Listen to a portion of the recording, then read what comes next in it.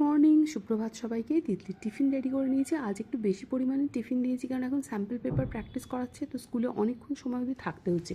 তো সেই জন্য টিফিনটা একটু বেশি পরিমাণে দিয়ে দিয়েছি। আমি আমার ব্ল্যাক কফি নিয়ে নিয়েছি, আর দেখো ছোট্ট একটা সুন্দর সদস্য তিতলি আনিয়েছে। এটা ব্লিঙ্কিট থেকে পাওয়া যাচ্ছিলো, পিস লিলি। তো আমি অতটা জানি না গাছের যত্ন, তবে চেষ্টা করবো একে সামলে রাখার। আর আমি চেষ্টা করি, আমার গাছ লাগাতে খুব ভালো লাগে, কিন্তু অত ভালো পোক্ত গাছের পরিচর্যা সম্পর্কে আমার অত জ্ঞান নেই বলে লাগাতে ভয় করে। কেননা একটা জীবন্ত জিনিসকে মেরে ফেলার থেকে যতটা আমি সামলাতে পারি ততটাই রাখার চেষ্টা করি। আর আজকে সকাল থেকে আমার মনটা খুব ফুরফুরে হয়ে রয়েছে, তাই খুব উদ্যম নিয়ে কাজ করছি। সামনে বেশ কয়েকটা দিনের সুন্দর সুন্দর প্ল্যান আছে, আর অনেকগুলো আনন্দের দিন একসাথে কাটাবো সবাই মিলে বলে সেই জন্য খুব ঝটপট করে কাজকর্মগুলো সেরে নিচ্ছি। আর ঘরদোরগুলোকে একদম তাড়াতাড়ি করে পরিষ্কার পরিচ্ছন্ন করে নিচ্ছি, কেননা আজকে আমার বড় মেয়ে আসবে, তাই বেশিক্ষণ সময় নেই হাতে। তো ঘন্টা গুনছি আর তার সাথে সাথে তাড়াতাড়ি কাজ করছি। তো ওর আস্তে আস্তে 3টে সাড়ে 3টে হয়ে যাবে, তার মধ্যে আমাকে সব কাজ সেরে তিতলি স্কুলেও যেতে পারে। এই দেখো, হাজব্যান্ড অফিস চলে গেছে। প্যান্টটা বার করেছিল, পছন্দ মতো পড়ে যায় বলে হঠাৎ করে পছন্দ পাল্টে গেছে, পড়ে যায়নি, পড়ে আছে, সেগুলো সব তুলতে হবে। সমস্ত কাজ সারতে অনেকক্ষণ সময় চলে যাবে আমি জানি।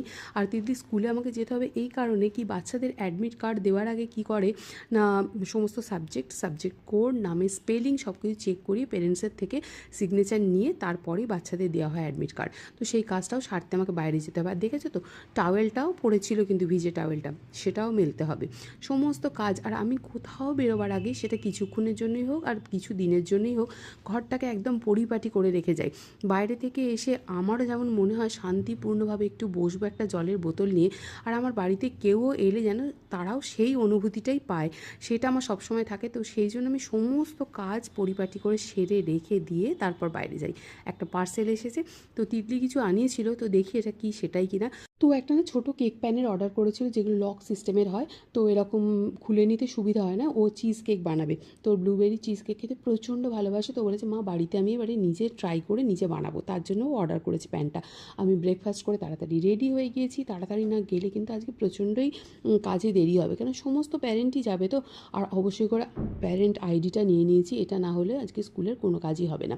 তো আসার পর দেখলাম আরও একটা পার্সেল এসে গেছে, আর তখন খুলিনি দুপুরবেলাতে। বিকালে হাজব্যান্ড আসার পর বললাম খুলে দেখো, কেননা প্যাকিংটা এতটাই জটিল ছিল।